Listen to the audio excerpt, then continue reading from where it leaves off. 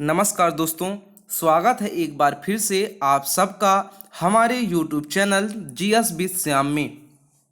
आज के जीएस विषय में जो चर्चित विषय रहेगा वो रहेगा झांसी की रानी लक्ष्मीबाई की कहानी। जब भी हमारे देश में महिला सशक्तिकरण को बढ़ाने का प्रयास किया जाता है या महिला सशक्तिकरण पर जोर दिया जाता है तो बड़ा ही माकूल उदाहरण हम सबके सामने पेश किया जाता है और वो है महारानी लक्ष्मीबाई का, झांसी की रानी लक्ष्मीबाई का। क्योंकि जब भी कहा जाता है महिलाओं से कि आप कुछ नहीं कर सकती हैं, तब तब झांसी की रानी का उदाहरण दिया जाता है। और बहुत ही फेमस लाइन है ये उनकी कि खूब लड़ी मर्दानी वह तो झांसी वाली रानी थी, चमक उठी सन 57 में वह तलवार पुरानी थी, बुंदेले हर बेलों के मुंह हमने सुनी कहानी थी, खूब लड़ी मर्दानी वह तो झांसी वाली रानी थी। तब महिला सशक्तिकरण के उदाहरण में झांसी के रानी का उदाहरण सामने बनकर आता है, जिनकी शौर्य गाथाओं को आज भी इतिहास हमेशा दोहरा रहा है, उनके अमर बलिदानों को आज भी हमारा देश याद कर रहा है। तो आज हम आपके लिए लेके आए हैं झांसी की रानी लक्ष्मीबाई की कहानी। आइए देखते हैं झांसी की रानी के बारे में। अगर सामान्य सी बात करें रानी लक्ष्मीबाई की तो इनका नाम ये थी झांसी की रानी लक्ष्मीबाई। इनके जो अन्य नाम थे वो थे मणिकर्णिका। जन्म की बात करें तो 19 नवंबर 1835 को और जन्मभूमि थी इनकी वाराणसी उत्तर प्रदेश। वाराणसी उत्तर प्रदेश ये रानी लक्ष्मीबाई की जन्मभूमि थी। ठीक है, मृत्यु के स्थान की बात करें तो मृत्यु हुई है रानी की ग्वालियर में। अगर अभिभावक की बात करें तो मोरोपंत तांबे और भागीरथी बाई। अगर इनके पति की बात करें तो गंगाधर राव निबालकर। और संतान की बात करें तो दामोदर राव। प्रसिद्धि की बात करें तो रानी लक्ष्मीबाई मराठा शासित झांसी की रानी और भारत की स्वतंत्रता संग्राम की प्रथम बानिता थीं। नागरिकता भारतीय थीं। अन्य जानकारियों की बात करें तो रानी लक्ष्मीबाई को बचपन में मणिकर्णिका के नाम से पुकारा जाता था, प्यार से उन्हें मनु कहा जाता था और विवाह के बाद इनका नाम लक्ष्मीबाई हुआ, है ना। ये मोरोपंत की इकलौती रानी लक्ष्मीबाई संतान थी और ये प्रारंभिक शिक्षा तलवार चलाना वगैरह सब अपने पिता मोरोपंत से ही सीख ली थी और बचपन में इन्हें दुलार से प्यार से इनका नाम मनु पुकारा जाता था। आइए सामान्य सा परिचय की आगे बात करते हैं रानी लक्ष्मीबाई की। तो जैसा हमने आपको बताया कि रानी लक्ष्मीबाई का जन्म 19 नवंबर 1835 को काशी के पूर्ण और पवित्र क्षेत्र अस्सी घाट वाराणसी में हुआ था। इनके पिता का नाम मोरोपंत तांबे और माता का नाम भागीरथी बाई था। बचपन का नाम मणिकर्णिका रखा गया था, परंतु मणिकर्णिका को प्यार से मनु पुकारा जाता था। मनु की अवस्था हुई 4 और 5 वर्ष ही थी कि उसकी मां का देहांत तो हो गया, यानी अब भागीरथी बाई का क्या हो गया, देहांत हो गया। पिता मोरोपंत तांबे एक साधारण ब्राह्मण और अंतिम पेशवा बाजीराव द्वितीय के सेवक थे। माता भागीरथी बाई सुशील, चतुर और रूपवती महिला थी। अपनी मां की मृत्यु हो जाने पर वह पिता के साथ बिठूर आ गई, है ना। बिठूर जहां नाना साहब का निवास था, यहीं पर उन्होंने मल्ल विद्या, घुड़सवारी और शस्त्र विद्याएं सीखी। चूंकि घर में मनु की देखभाल के लिए कोई नहीं था, इसलिए उनके पिता मोरोपंत मनु को अपने साथ बाजीराव के दरबार में ले जाते, जहां चंचल एवं सुंदर मनु ने सबका मन मोह लिया था। बाजीराव मनु को प्यार से छबीली बुलाने लगे थे, है ना।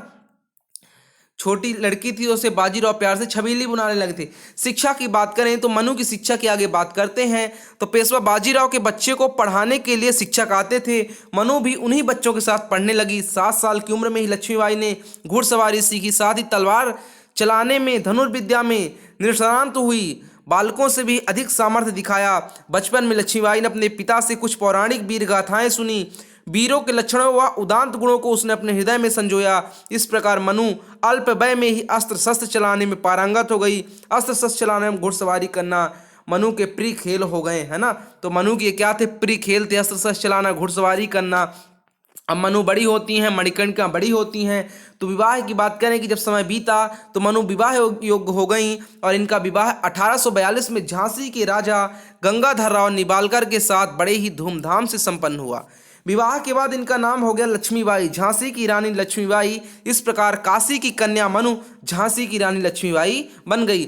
1851 में इन्हें पुत्र रत्न की प्राप्ति हुई, किंतु 1853 तक उनके पुत्र एवं पति दोनों का देहावसान हो गया।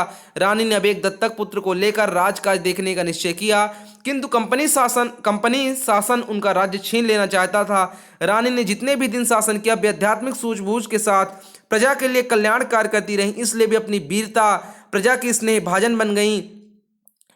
इसलिए अपनी वीरता के लिए वो जानी जाती हैं और प्रजा के लिए वो स्नेह भाजन बन गई। रानी बनकर लक्ष्मीबाई को पर्दों में रहना पड़ता था। स्वच्छंद विचारों वाली रानी को यह रास नहीं आया।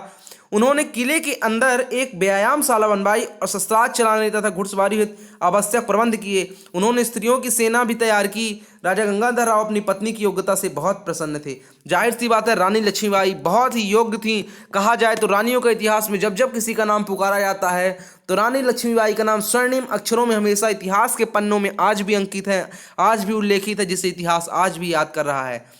रानी के जीवन में विपत्तियां आई क्योंकि इनके गंगाधर राव थे, इनकी मृत्यु हो गई। तो सन 1851 में रानी लक्ष्मीबाई ने एक पुत्र को जन्म दिया। संपूर्ण झांसी आनंदित हो उठा। इस थोड़ा पहले कहानी है, किंतु आनंद अल्पकालिक था। कुछ ही महीने बाद बालक गंभीर रूप से बीमार हुआ और 4 महीने की आयु में उसकी मृत्यु हो गई। तो रानी के जीवन में क्या गया, विपत्तियां आ गई। झांसी शोक के सागर में डूब गई। सन 1853 में राजा गंगाधर राव का स्वास्थ्य बहुत बिगड़ने लगा, पर दरबारियों ने उन्हें पुत्र को गोद लेने की सलाह दी। अपने ही परिवार के 5 वर्ष के एक बालक को उन्होंने गोद लिया और उसे अपना दत्तक पुत्र बनाया। इस बालक का नाम दामोदर राव रखा गया। पुत्र गोद लेने के बाद राजा गंगाधर राव की दूसरे ही दिन 21 नवंबर 1853 में मृत्यु हो गई। रानी के जीवन में बहुत सी विपत्तियों का सामना करना पड़ा। रानी के पुत्र की भी मृत्यु और राजा गंगाधर राव की भी मृत्यु हो गई।